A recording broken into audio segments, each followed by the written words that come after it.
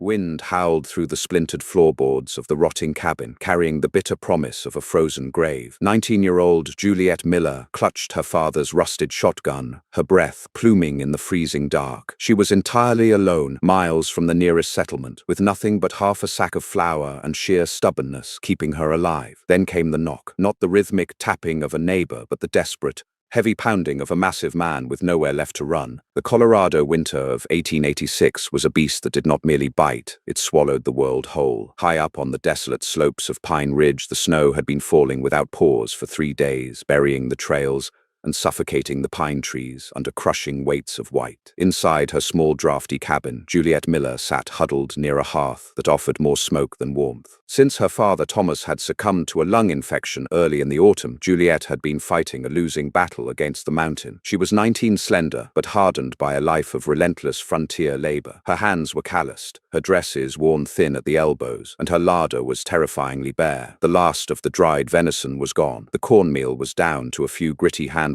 She had resigned herself to boiling pine needles for tea, just to have something warm in her stomach. When the heavy, frantic pounding struck her thick oak door, Juliet nearly dropped the iron poker she had been using to stir the dying embers. Out here, a knock in the middle of a blizzard was an impossibility. It meant someone had traversed the treacherous avalanche-prone pass in the dead of night. Or worse, it meant trouble had found her. She reached for her father's double-barreled shotgun resting against the mantel. It was heavy cold to the touch and loaded with buckshot. "Who's there?" Juliet shouted, her voice trembling slightly before she forced it into a stern, commanding octave. "State your business. I am armed." The wind shrieked in response, rattling the window shutters. For a moment she thought she had imagined it, but then the pounding resumed, weaker this time, accompanied by a voice that sounded like grinding stones. "Shelter," the voice rasped, barely audible over the gale. "Please, not for me, for the little one."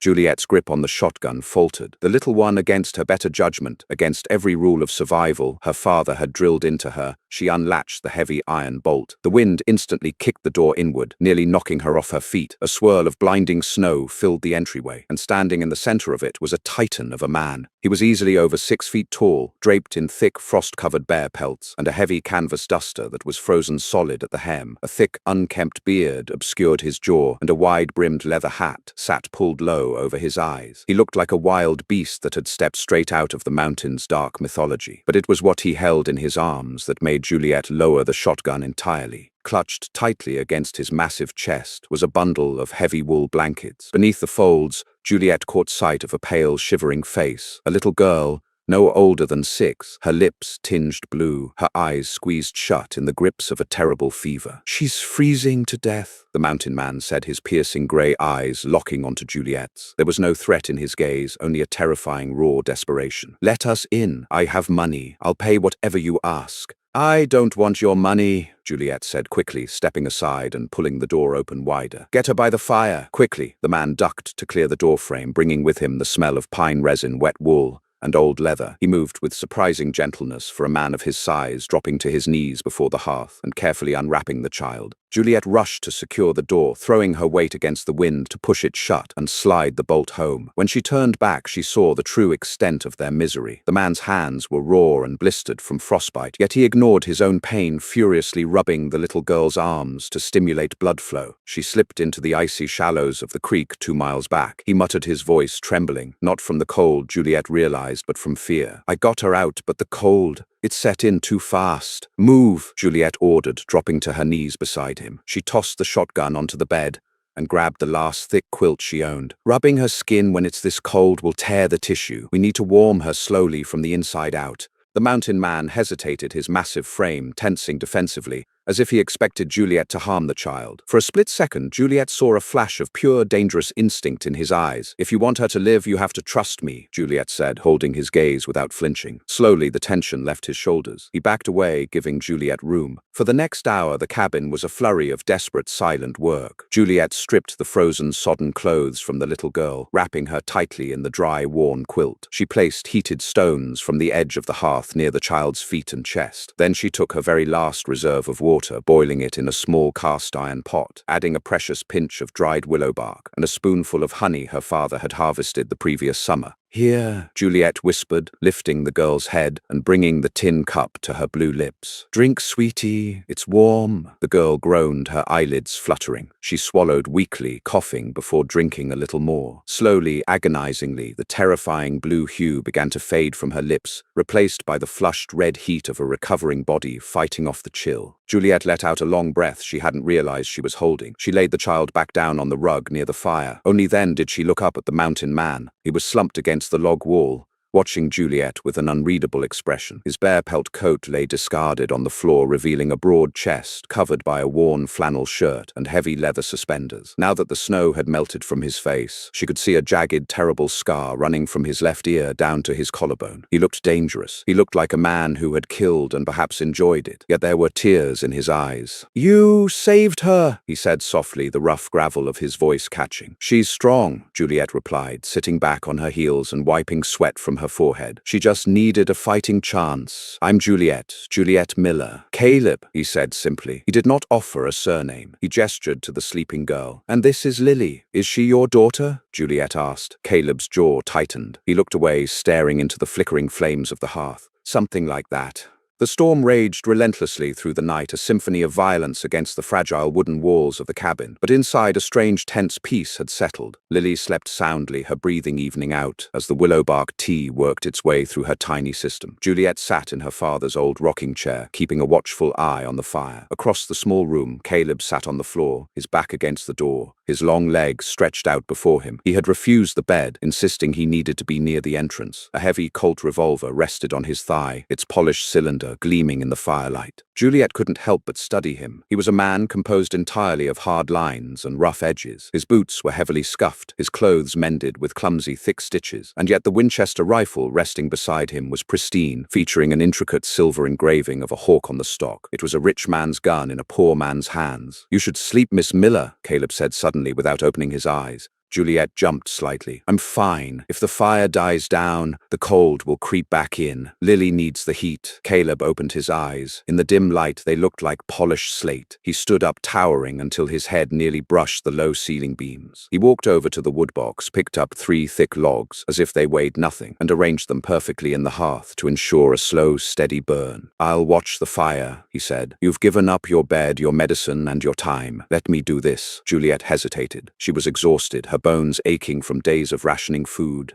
and worrying about the winter. "All right, but wake me if her fever spikes." She curled up on the small cot in the corner, pulling her thin shawl over her shoulders. She expected to lie awake terrified of the massive armed stranger in her home. Instead, the rhythmic, steady sound of Caleb tending the fire, combined with the safety of knowing she wasn't alone against the storm for the first time in months, lulled her into a deep, dreamless sleep. When Juliet woke, the wind had finally died down. Weak grey morning light was filtering through the cracks in the shutters. She sat up, rubbing her eyes. The cabin was warm, too warm. She looked toward the hearth and gasped. The woodbox, which had been nearly empty the night before, was piled high with freshly split logs. Caleb was not in the room. Panic flared in her chest. She threw off the shawl and rushed to Lily. The little girl was still asleep, her breathing steady, healthy pink flush in her cheeks. Juliet let out a sigh of relief. The front door opened and Caleb stepped inside, carrying another armful of wood. He was covered in sweat despite the freezing temperature outside his breath, pluming in the cold air that rushed in with him. He had found her father's old axe and had evidently been at work for hours. "You didn't have to do that," Juliet said, astonished. Chopping that much wood would have taken her 3 days. "A man pays his debts," Caleb said, dropping the logs into the box. He leaned the axe against the wall. "The storm broke. The snow is waist deep, but the sky is clear. I dug out the path to your well." Juliet swallowed hard, overwhelmed by the sudden influx of help. "Thank you, truly."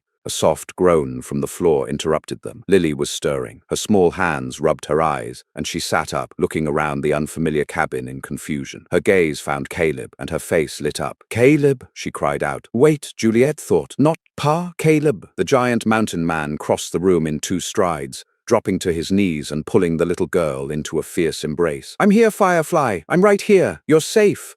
"I was so cold," Lily whispered, burying her face in his neck. "I know. But you're warm now," Caleb pulled back, looking at her intently. "Are you hungry?" Lily nodded enthusiastically. Juliet felt a cold knot form in her stomach. She turned away, staring at her empty pantry shelves. The truth was she had nothing left. The honey and bark tea were her last provisions. There wasn't a scrap of meat, a grain of flour, or a single potato left in the cabin. Caleb noticed her silence. He stood up, his sharp eyes scanning the bare shelves, the empty flour sacks, the complete lack of provisions. His expression softened, a look of profound understanding crossing his rugged features.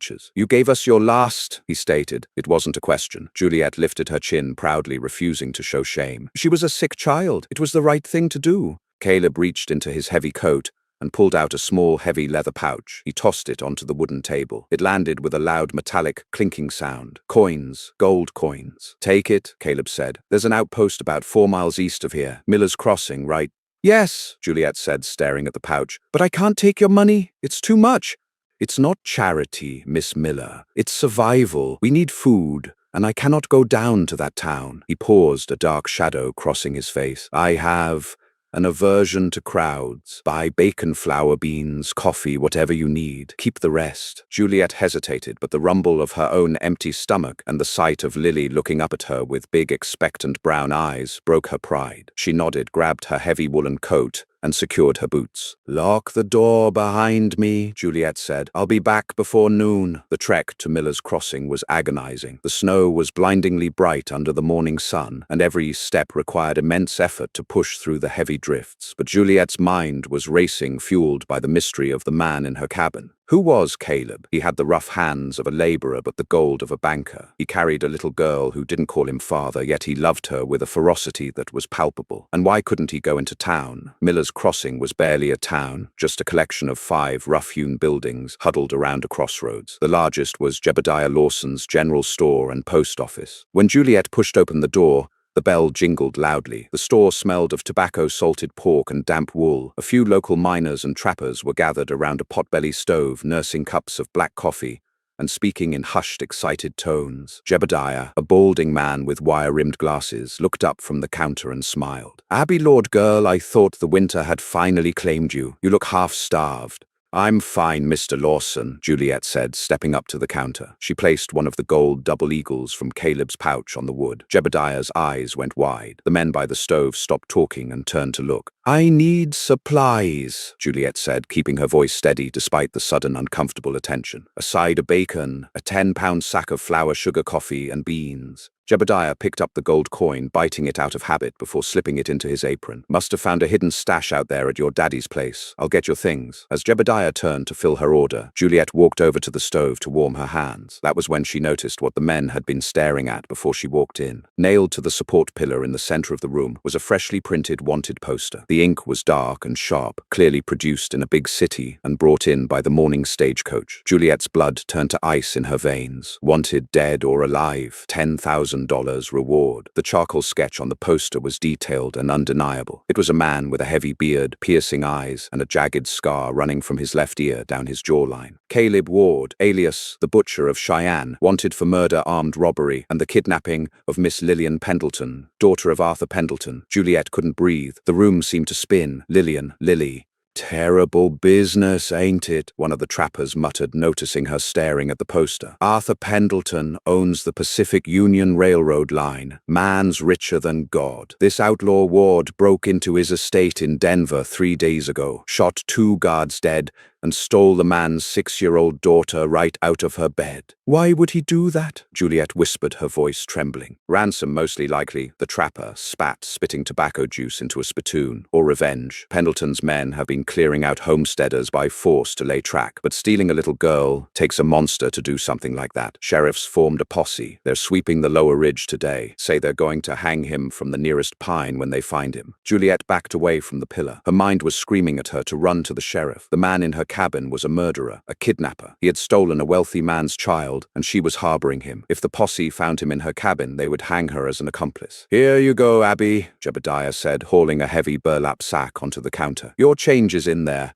Juliet moved mechanically. She slung the heavy sack over her shoulder. Every instinct screamed at her to sound the alarm, to point up the mountain and tell the men by the stove exactly where Caleb Ward was hiding. But then she remembered the way Caleb had rubbed the child's freezing arms with his own blistered hands. She remembered the way Lily had looked at him not with terror, but with absolute love, crying out his name when she woke. A kidnapped child did not cling to her captor like that. A ruthless monster didn't chop a cord of wood for a poor girl just to pay a debt of gratitude. Something was deeply wrong with the story on that poster. "Thank you, Mr. Lawson," Juliet said quietly, turning toward the door. "You be careful out there, Abby," Jebediah called out. "Keep your door locked. The butcher is out there somewhere." Juliet didn't answer. She stepped back out into the blinding snow, her heart hammering against her ribs like a trapped bird. The walk back to the cabin felt infinitely longer than the walk to town. The sack of supplies dug into her shoulder, but it was nothing compared to the weight of the secret she was carrying. When she finally saw the smoke rising from her chimney, she stopped at the edge of the tree line. She unslung her father's shotgun from her back, gripping it tightly. She wasn't going to turn him in yet, but she was going to get the truth. She marched up to the door and kicked it twice. A moment later, the bolt slid back and Caleb opened the door. He looked relieved to see her reaching out to take the heavy sack from her shoulder. Juliet stepped back, raising the barrel of the shotgun and pointing it directly at his massive chest. Caleb froze, his hands slowly raised in the air. The relief on his face vanished, replaced by a cold, hardened resignation. He didn't look surprised. "I saw the poster in town," Juliet said, her voice shaking, but her aim steady. "Caleb Ward, the butcher of Cheyenne." From the bed, little Lily sat up, her eyes going wide with fear at the sight of the gun. "Abby, what are you doing to Caleb?" "Stay back, Lily," Juliet ordered, not taking her eyes off the mountain man. "Caleb, you have exactly 1 minute to tell me why I shouldn't pull this trigger and drag your body down to the sheriff to collect $10,000. Who is this girl, and why did you steal her?" Caleb looked down the twin barrels of the shotgun, then shifted his gaze to Juliet's eyes. He let out a long, heavy sigh, the posture of a dangerous outlaw melting away to reveal a profoundly exhausted man. "I didn't steal her, Juliet," Caleb said softly, his voice thick with raw, buried grief. "I rescued her. The poster says she's Arthur Pendleton's daughter." Juliet shot back her finger, tightening on the trigger. "She is," Caleb replied, his slate-gray eyes locking onto hers with a burning, desperate intensity. "And Arthur Pendleton is a monster who was going to sell her to a man twice his age to secure a railroad contract. I know, because until 3 days ago, I was Arthur Pendleton's head of security, and I promised Lily's mother on her deathbed that I would never let him hurt her." Juliet felt the ground shift beneath her feet. The shotgun trembled in her hands as the terrible, complicated truth of the mountain man finally began to bleed into the light. The heavy silence in the cabin was broken only by the crackle of the hearth and the erratic hammering of Juliet's own heart. She stared down the twin barrels of the shotgun, her knuckles white, her mind warring between the survival instincts drilled into her by the frontier and the desperate, pleading honesty in Caleb's eyes. "Sold her," Juliet echoed, her voice dropping to a horrified whisper. "She's his own flesh and blood. Men like Arthur Pendleton do not see flesh and blood," Caleb said, his voice low and steady. He made no sudden movements, keeping his large hands raised in the air. "They see assets, leverage, capital. He built his empire on the broken backs of decent folks, and when he needed the rights to lay track through the Dakota Territory, he found the man who owned the land, a cattle baron named Cornelius Pratt. Pratt is 62 years old, vicious, cruel. He agreed to sign over the deeds on one condition: he wanted an heir. He wanted Pendleton's bloodline." Juliet felt a wave of nausea wash over her. She glanced quickly at Lily, who was watching them with wide, terrified eyes, clutching the worn quilt to her chin. "Pendleton agreed?" Juliet asked, her grip on the shotgun faltering. Without a second thought, Caleb spat a dangerous fire igniting in his slate-gray eyes. "The contract was signed a week ago. I was standing in the room. They were going to ship her to Pratt's estate in the spring. Lily's mother, Mary, she was a gentle soul. The cruelty of that house broke her. When she fell ill with consumption last winter, I was the one who stood guard at her door. With her dying breath, she grabbed my coat and made me swear on my soul that I would get Lily out before Pendleton ruined her." "But the poster," Juliet challenged desperately, trying to cling to reason. "They call you the Butcher of Cheyenne. They say you killed 2 guards. Caleb's jaw tightened. "I earned that name 5 years ago, breaking a strike for Pendleton. It's my deepest shame. I was his enforcer, Juliet. I did terrible things for a terrible man because the pay kept my own brother out of a debtor's prison. As for the guards, they weren't guards. They were Pratt's men sent to take Lily early because Pratt heard rumors of her mother's promise to me. I caught them dragging her out of her bed in the dead of night. I didn't murder them. I killed them to stop them from taking a screaming child. There is a difference." Juliet searched his face. She looked at the jagged scar tearing down his cheek, the rough, calloused hands that had rubbed a freezing girl back to life, and the sheer, overwhelming protective fury radiating from him. Slowly, she lowered the shotgun. The heavy barrels clunked against the wooden floorboards. Caleb let out a breath, dropping his arms. He didn't move toward her. He simply stood there, waiting for her judgment. "If the sheriff finds you here," Juliet said, her voice trembling slightly, as the reality of her decision settled over her, "they will hang us both." "They won't find me," Caleb promised, his voice softening. "Once the snow melts enough to clear the northern pass, we'll make for the border. I have safe passage arranged into Canada. But Juliet, I am sorry I brought this to your door. I had nowhere else to turn. The storm was killing her." "I know," Juliet whispered. She turned her back to him, lifting the heavy burlap sack she had dropped on the floor. Her hands were shaking. "You chop the wood. I'll cook the bacon." The tension in the cabin dissolved, replaced by a frantic domestic energy. For the first time in weeks, the smell of salted pork and frying fat filled the small space, mingling with the rich, earthy aroma of roasted coffee beans. Juliet worked the cast-iron skillet with practiced ease, mixing flour and water into thick, hearty biscuits. When she finally set the plates on the rough-hewn table, Lily practically inhaled her food, her earlier fear forgotten in the face of a hot meal. Caleb ate slower, though Juliet could see the ravenous hunger in the way his jaw worked. "This is the best meal I've had in my life, Miss Miller," Caleb said softly, taking a sip of the black coffee. "Juliet," she corrected him, sitting across from him and wrapping her hands around her own tin cup to soak in the heat. "If we're going to be outlaws together, you might as well use my given name." Caleb paused, his eyes meeting hers over the rim of his cup. A faint, genuine smile broke through the hard lines of his face, transforming him entirely. "Juliet." The way he said her name like it was something precious, something to be protected, sent an unexpected warm shiver down her spine that had absolutely nothing to do with the fire in the hearth. For 2 days they lived in a fragile, suspended reality. The blizzard had passed, leaving behind a brilliant, blindingly white world under a sapphire sky. The snow was too deep for horses to traverse the steep trails up to Pine Ridge, buying them a precious window of time. Inside the cabin, a strange, undeniable domesticity took root. Lily shadowed Juliet, eager to help with chores, her laughter breathing life into the dusty corners of the grieving house. Juliet taught her how to braid pine needles and mend socks, while Caleb watched them from the hearth, a look of profound, aching longing on his scarred face. But the mountain man never truly rested. Caleb was constantly moving, checking the window shutters, oiling his Winchester rifle, and reinforcing the heavy oak door with an iron crossbar he found in the shed. On the afternoon of the 3rd day, the temperature rose and the heavy snowpack began to crust and melt. The dripping of water from the eaves sounded like a ticking clock. Juliet was standing at the table, wiping down the wood, when Caleb walked up behind her. He was close enough that she could feel the heat radiating from his massive frame, smelling of wood smoke, leather, and the crisp winter air. "The snow is hardening," Caleb said, his voice a low rumble near her ear. "A horse could make it up the ridge by tomorrow morning. I need to leave tonight." Juliet spun around, nearly colliding with his chest. "No, you said we wait for the northern pass to clear." "The posse will sweep this ridge tomorrow," Caleb replied, his expression grim. "Pendleton has deep pockets. He's likely hired Clayton Briggs to lead the hunt. Briggs is a bloodhound. He won't stop until he finds tracks. If I leave now and head east, I can draw them away from you and Lily." "And leave a 6-year-old girl here without her protector?" Juliet challenged, her heart hammering. "What if you're caught? What happens to her?" "You'll take her to the convent in Santa Fe," Caleb said, reaching into his pocket and pulling out the leather pouch of gold. He pressed it into her hand, his rough fingers closing over hers. "There's enough here to start a new life, both of you."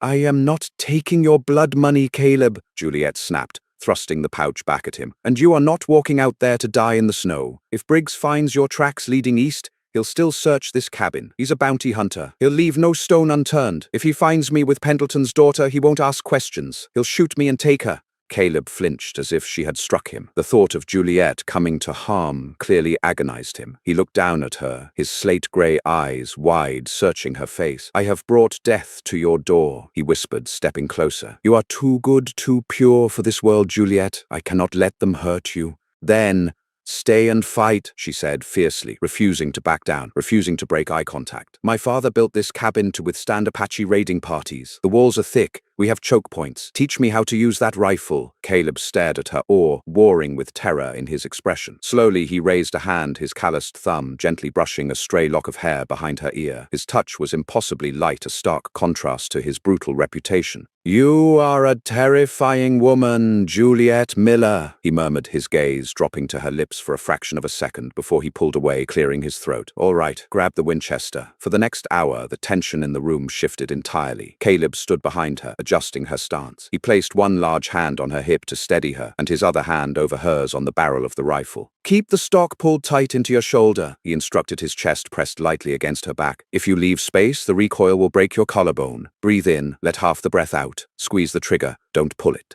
Juliet's pulse was racing, and it had very little to do with the heavy firearm in her hands. The physical proximity was intoxicating. She had spent her entire life on this lonely mountain, isolated and self-reliant. Having someone here, someone so fiercely capable, someone whose protective presence felt like a heavy warm blanket, was dismantling the walls around her heart piece by piece. "I understand," she breathed, lowering the rifle. She turned her head slightly, looking up at him over her shoulder. Their faces were inches apart. For a breathless second, the war, the posse, and the gold faded away. Caleb's eyes darkened, and he leaned in, his gaze fixed on her mouth. "Caleb," Lily's voice shattered the moment. They sprang apart, just as the little girl rushed out from the back corner, holding up a small wooden horse she had found in Juliet's father's old trunk. Caleb cleared his throat loudly, running a hand through his thick hair, his cheeks flushed beneath his beard. "Yes, Firefly, it's a very nice horse." Juliet turned back to the window, her hands shaking slightly as she rested the rifle against the frame. But as she looked out through the crack in the shutters, the blood drained from her face. Down the ridge, about a half-mile out, a silhouette was moving through the trees. It was a single rider bundled in dark furs, a scoped rifle resting across his saddle horn. "Caleb," Juliet whispered, her voice tight with terror. He was beside her in an instant, peering through the gap. The warmth of the previous moment vanished instantly, replaced by the cold, calculated demeanor of the Butcher of Cheyenne. "A scout?" Caleb stated grimly. "Briggs must have sent men ahead to check the homesteads." "What do we do?" Juliet asked, her hands flying to the shotgun on the table. "You and Lily get in the root cellar," Caleb ordered, his voice brooking no argument. He grabbed his heavy coat and unholstered his Colt revolver, checking the cylinder. "I'm going to intercept him before he gets close enough to see the smoke from the chimney." "Caleb, don't—"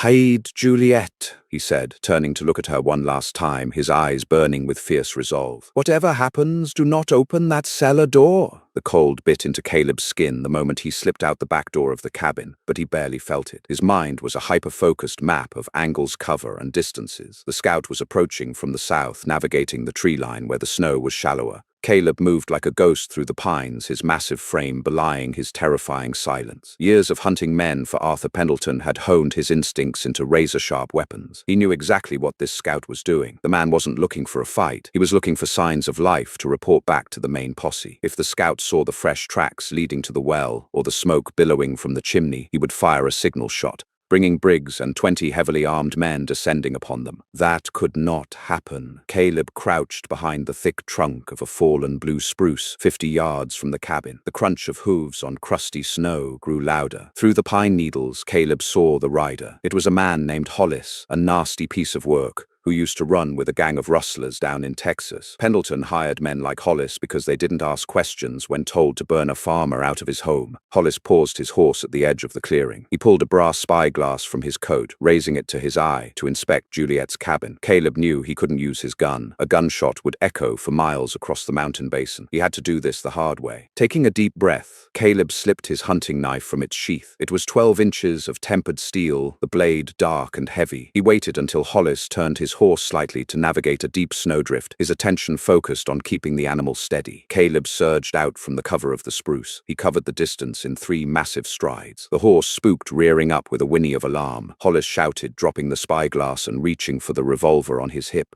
But Caleb was already there. He leaped, grabbing Hollis by the thick lapels of his coat, and ripped the man entirely out of the saddle. They hit the snowbank hard, a tangle of limbs and snorting breath. Hollis was fast, bringing his knee up to strike Caleb in the ribs, but the mountain man absorbed the blow. Caleb pinned Hollis's gun hand to the frozen earth with his left hand, raising the heavy hunting knife with his right. "Ward," Hollis gasped, his eyes wide with terror as he stared up at the scarred giant pinning him down. "Wait, the bounty!" I'll split it with you. Briggs is paying. How far behind are they? Caleb demanded, pressing his forearm against Hollis's throat, cutting off his air just enough to cause panic. An hour, Hollis choked out, thrashing weakly. Maybe less. They hit the trail early. Briggs has a dozen men. They got dogs, Ward. You can't outrun 'em. Caleb's eyes went cold. Dogs. If they had hounds, the snow wouldn't matter. They would track Lily's scent right to the cabin door. There was no fighting a dozen men and a pack of hounds in a wooden box. They would burn the cabin to the ground and shoot anyone who ran out. Please, Hollis begged, sensing the shift in Caleb's demeanor. I won't tell him I'll ride the other way.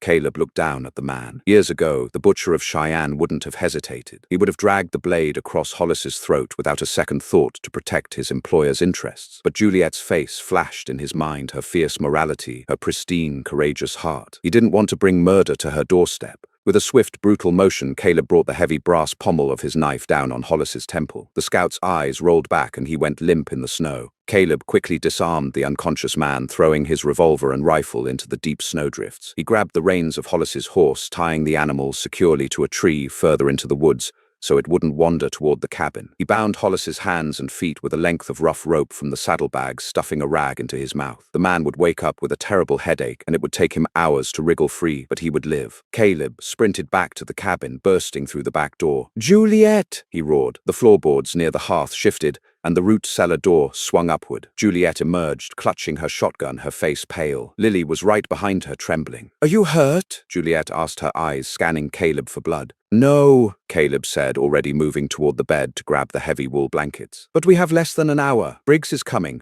and he has tracking dogs. The cabin isn't safe. If we stay, we die. Juliet looked around the small room. It was the only home she had ever known. It held her father's memory, her mother's quilts, her entire life. To leave it meant stepping into the freezing unknown with an outlaw and a kidnapped child. Where do we go? She asked, her voice tight. There's an abandoned silver mine 3 miles up the ridge, Caleb said, throwing supplies into a canvas sack. The entrance is hidden behind a waterfall that freezes solid in winter. The hounds won't be able to track our scent over the ice. We hole up there until the posse passes, then we make for the Canadian border. He stopped packing and turned to look at her. The urgency in his eyes was replaced by a profound, agonizing sorrow. You don't have to come, Juliet, Caleb said quietly. If you stay, you can tell them I forced my way in. Tell them I tied you up and left. Briggs won't hurt an innocent homesteader. You can keep your home. Juliet looked at the walls of the cabin. Then she looked at Lily, who was clutching Caleb's coat, tears streaming down her face. Finally, she looked at Caleb, the man who had carried a freezing child through a blizzard,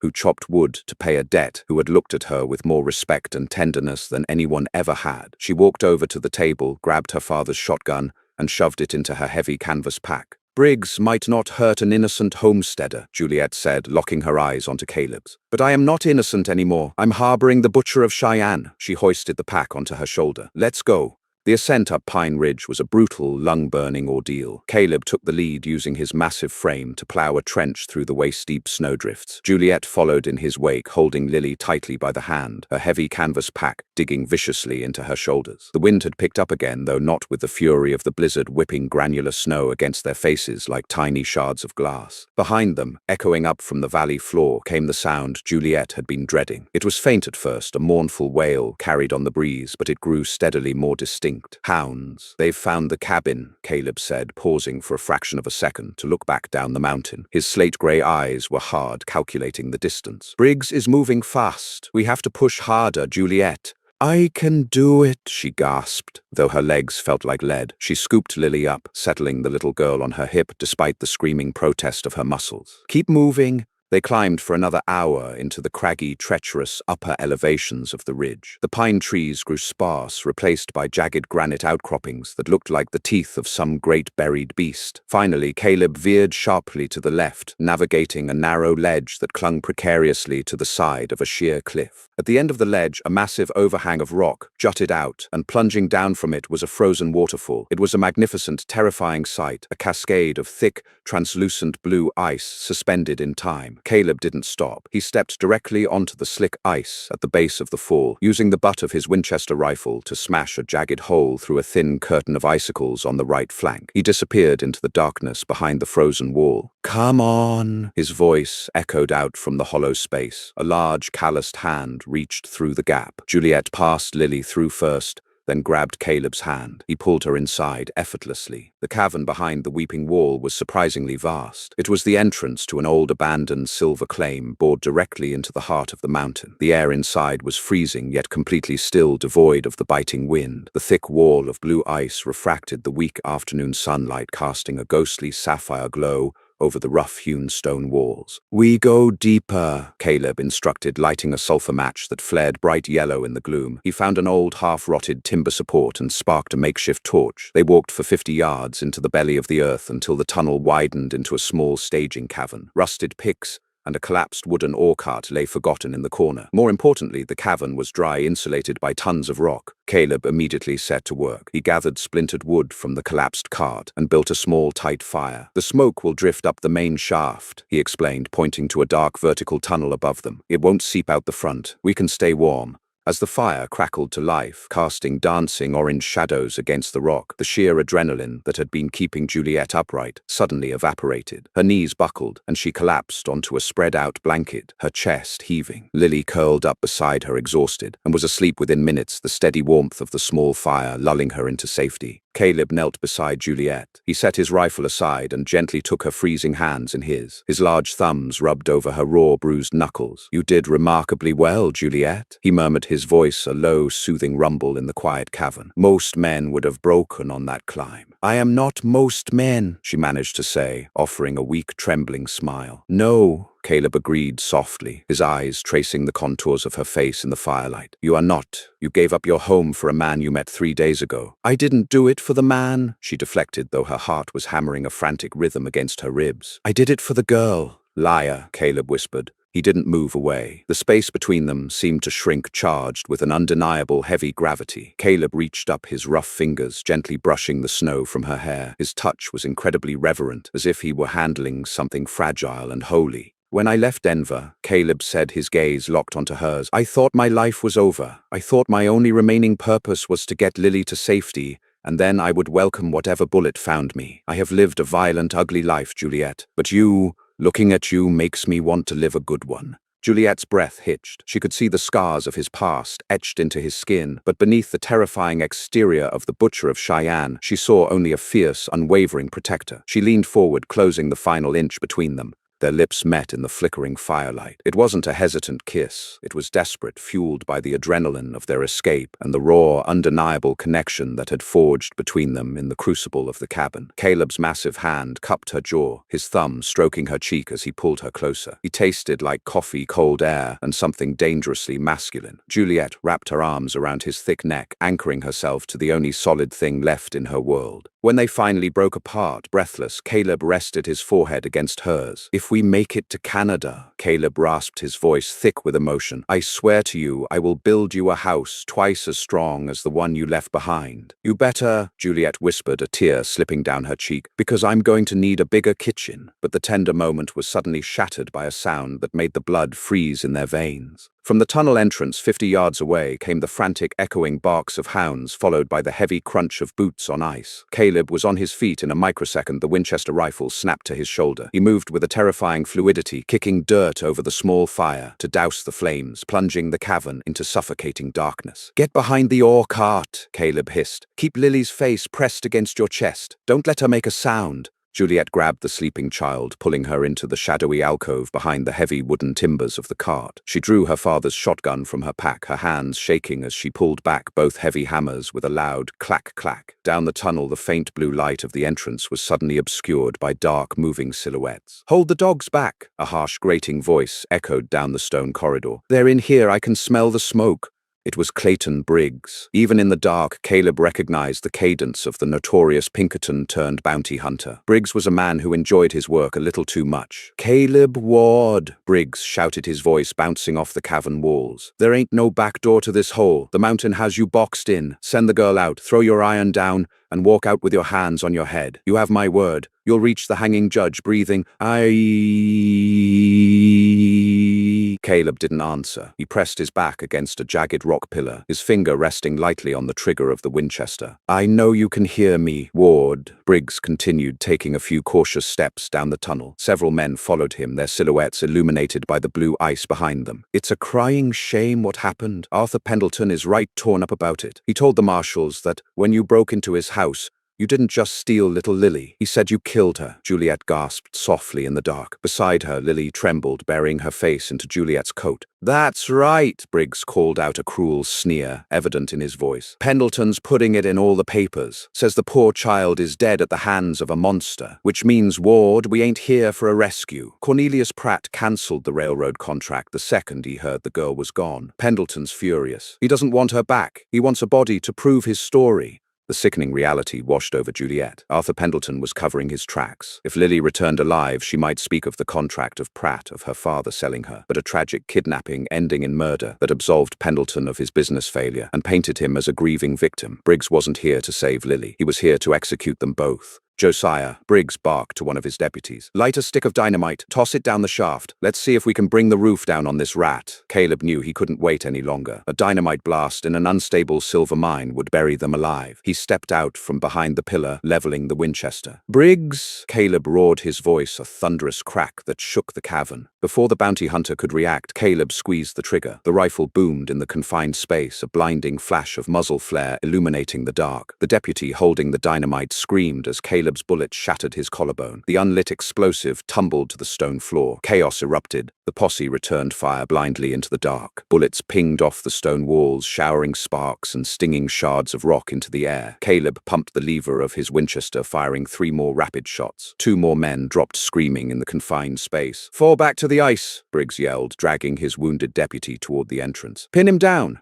Caleb ducked back behind the pillar as a hail of lead chewed away the rock where his head had just been. He quickly reloaded, shoving brass cartridges into the loading gate with practiced mechanical precision. They have the high ground at the entrance, Caleb called back to Juliet over the ringing in his ears. If they get behind the ice wall, they can shoot us like fish in a barrel. I have to push them out. Caleb, no, Juliet cried out. There are too many. Keep her safe, Caleb said, looking back at her for one fleeting second. His eyes were wild, feral, the true face of a man who would burn the world down to protect what he loved. He broke from cover. Caleb charged down the tunnel, firing from the hip. It was a suicidal, terrifying display of aggression. The sheer ferocity of his assault caused the posse to panic. They scrambled backward, slipping on the icy floor near the entrance. Caleb dropped another man, then slammed his back against the tunnel wall, just 10 feet from the entrance, taking cover behind a rusted mining drill. Shoot the ice, Briggs screamed from outside the cavern. Bring the wall down on him. Rifles cracked from outside. Bullets tore into the massive frozen waterfall above Caleb's head. Giant, jagged chunks of heavy blue ice began to rain down, crashing onto the stone floor. Caleb leaned out to take a shot at Briggs, but a bullet caught him. He grunted heavily, spinning backward as a slug tore through the meat of his left shoulder. He hit the ground hard, his Winchester sliding across the ice out of his reach. I got him, a voice shouted. It was Hollis, the scout Caleb had spared earlier. The man was standing at the entrance, his face bruised and furious, aiming a shotgun right at Caleb's chest. This is for my skull, you son of a...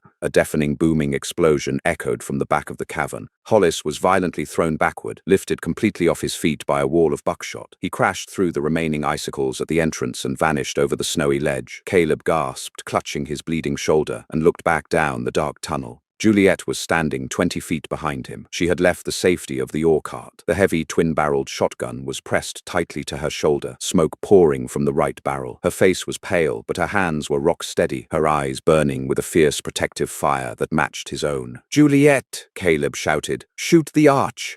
Juliet didn't hesitate. She shifted her aim upward, pointing the left barrel at the massive, cracked structural arch of rock and ice holding up the cavern's entrance. She squeezed the second trigger. The blast hit the weakened rock perfectly. With a groan that sounded like the mountain itself was dying, the ceiling at the entrance gave way. Tons of granite snow and solid blue ice came crashing down in a catastrophic avalanche. Briggs and the remaining men outside screamed as the ledge gave way entirely. The avalanche swept them off the cliffside, burying the ledge and plunging them into the deep snowdrifts of the valley far below. Inside the cavern, a blinding cloud of dust and snow filled the air, then silence, absolute ringing silence. The entrance was completely blocked. A solid wall of rubble and ice now sealed them inside the mine, but the weak sunlight filtering down through the vertical ventilation shaft at the back of the cavern meant they had a way out. Juliet dropped the shotgun. She ran to Caleb, sliding to her knees beside him on the icy floor. "You're shot," she sobbed, tearing the heavy wool scarf from her neck and pressing it hard against his bleeding shoulder. "It's a through and through," Caleb grunted, his face pale, leaning his heavy head against the wall. He reached up with his good arm, gripping her hand tightly. "You saved my life. I'm keeping my end of the bargain," Juliet said fiercely, tears cutting tracks through the dust on her face. "You owe me a house, Caleb Ward, and you are not dying before you build it." Caleb let out a wet, genuine laugh, wincing as it pulled at his wound. "Yes, ma'am."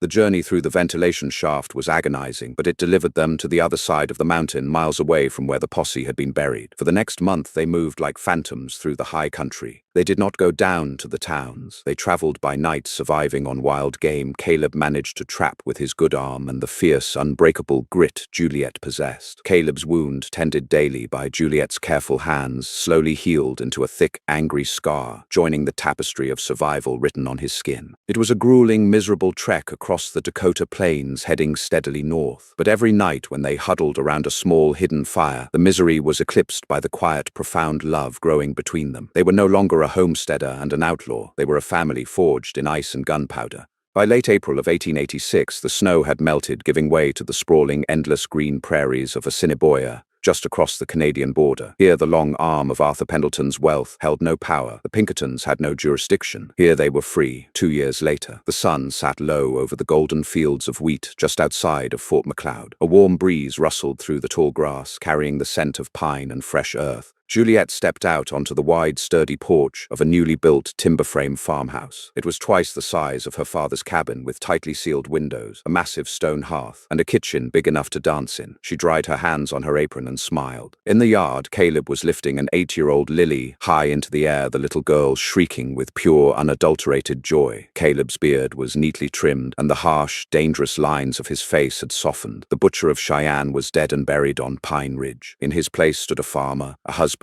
and a father. "Pa put me down," Lily giggled, squirming in his massive hands. "Only if you promise to go help your mother with the biscuits." Caleb laughed, setting her gently on the grass. Lily darted up the porch steps, wrapping her arms around Juliet's waist. "Ma Pa says we can go riding tomorrow if I finish my chores. We'll see about that, sweetie," Juliet smiled, stroking Lily's hair. "Go wash your hands. Dinner is almost ready." Lily ran into the house, the screen door slamming shut behind her. Caleb walked up to the porch, wiping sweat from his brow with the back of his hand. He stepped up beside Juliet, wrapping his strong arms around her waist from behind and resting his chin on her shoulder. "I finished the south fence," he murmured, pressing a soft kiss to her neck. "You work too hard," Juliet replied, leaning back into his solid warmth. "I have a lot to protect," Caleb said, his voice thick with gratitude. He looked out over the golden fields, his slate-gray eyes at peace. "Did I ever tell you that you were the bravest thing I ever saw, staring me down with that shotgun?" Juliet chuckled, turning in his arms to look up at him. She reached up her thumb, gently tracing the jagged scar on his cheek. "And did I ever tell you that letting you in was the best mistake I ever made?" Caleb smiled, leaning down to capture her lips in a deep, slow kiss. They had left behind the blood, the snow, and the shadows of their past. Out here, under the vast Canadian sky, they had built a sanctuary, not of stone and ice, but of love, fierce loyalty, and the unwavering truth that sometimes the greatest monsters of the frontier were the ones wearing suits, and the truest heroes were the ones who knocked on your door in the dark. If this story of frontier courage, fierce devotion, and forbidden love kept you on the edge of your seat, hit that like button. Right now, Juliet and Caleb's journey proves that sometimes the greatest dangers bring the most beautiful rewards. Do you think Juliet made the right choice, letting a wanted man into her home? Drop your thoughts in the comments below. I read every single one. Don't forget to share this thrilling Wild West drama with your friends. And hit subscribe with the notification bell turned on so you never miss our next heart-pounding, true-to-life romance.